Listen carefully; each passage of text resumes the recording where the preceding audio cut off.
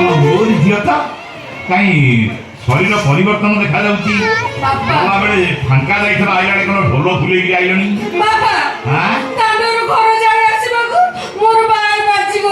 ଇଏ ଯୋଉ ଅବସ୍ଥା 22-23 ବାଜିବା କଥା 12 ବାଜୁଛି ଚଳିବ ମା। ଏମିତି କେମିତି ଏମିତି କେମିତି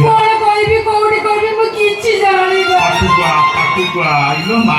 ଇଏ କି ଅବସ୍ଥା? ହିରୋଇନ ହେବାକୁ ଯାଇଥିଲୁ କଣ କେମିତି ହେଲା? ମୁଣ୍ଡୁ ଗୋଟି ଗୋଟି କହିବି କଳା ଖୁନ୍ଦି ହେଇଛି।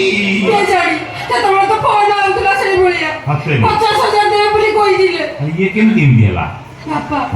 ସେ ସିନା ମତେ ହିରୋଇନ କରିବାକୁ ନେଇଗଲା, ସେଠି ମୋ ସାଙ୍ଗରେ ଯାହା ସବୁ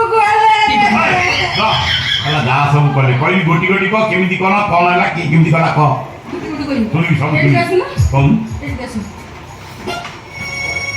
ସେ ଟେଣ୍ଟ ପିଲାଠାରୁ ଲାଇଟ୍ ପିଲା, ଡ୍ୟାନ୍ସ ପିଲାଠାରୁ ଆର୍ଟିଷ୍ଟ, ସମସ୍ତେ ମତେ ବୁଲି ବୁଲିକି ଅନେଇଲେ। ମତେ କହୁଛୁ ମେନ୍ ଲୋକଙ୍କ ନାଁ କହୁନୁ କି ଆଡୁ ନାଁ କହୁଛୁ? ମ୍ୟୁଜିକ ବାଲା ତାଙ୍କର ପୁରା ପ୍ରବଳ ଦୋଷ। କହନା କହନା ତାବଲା ଗୋଟା ଘୋଳଉଛି ବସି ତା ନାଁ କହିବି କହନା ନାଇଁ କମଳାଟା ସେମିତିଆ ନୁହଁ। ମକରା ମକରା ବଜଉଛି ଘୋଳଉଥିବ ତାରି ଭିତରେ ରାଖି ମାରିବ। ଆଉ ଯୋଉ ପ୍ୟାଡ୍ ହଉଛନ୍ତି ପ୍ୟାଡ୍ ଟୁକୁନା ଟୁକୁନା କହନା ତାର ଦଶହରା ଗୁଡା ଚଷମା ଦେଇକି ବୁଲୁଛି। ବାସେ ଚଷମା ଦେଇଥିବ ଭାବିଲେ ସେ କୋଉଠି ତୋରି ଭିତରେ ଖାଲି କେବି ଦେଇଯିବ କେବି ଦେଇଯିବ। ଆଚ୍ଛା ହଉ ଛାଡ଼ ବାପା, ସେଇ ଅନେଇବା ଭିତରେ ମୋର ସବୁ ଶାଢ଼ୀ ଦେଇଯାଉଛି।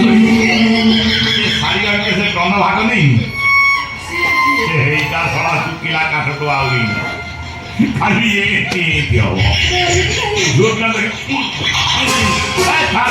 ଗୋଟା କାମ କର ଡେରି ହଉଛି।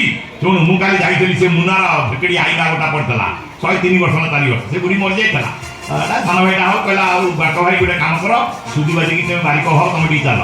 ମୁଁ ଯାଇଥିଲି ଗୋଟା ଭଲ ଦେଇଛି କଣ କହିବି ପୁର ଗୋଟା ବଢିଆ କ୍ଷୀର ତାକୁ ରଖିଛି ଠଣାରେ ଯା ଆଣି ମତେ ଦେ ତୁ ଆଇଛୁ ସେ ଶଳା ସୁନ୍ଦା ଶୁଙ୍ଗି ଶୁଙ୍ଗି ଆସିବ। ଆସି ପହଞ୍ଚିଲେ ମୁଳୁରୁ କାଟିବି ଆଉ ଥବ ଯାଇ କଳା ଦବ।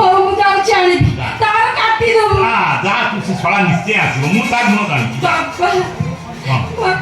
କଳା ନେଇଛୁ ବାପାଟେ ନାଣ୍ଡି ଛୁଆ